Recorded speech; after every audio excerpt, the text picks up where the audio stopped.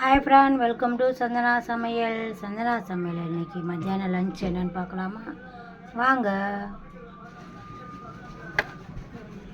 White rice, பருப்பு உருண்டை குழம்பு,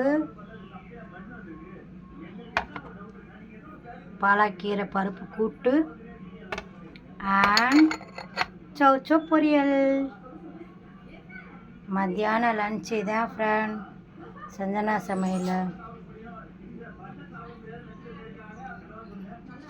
வாங்க அனைவரும் சாப்பிட்லாம்.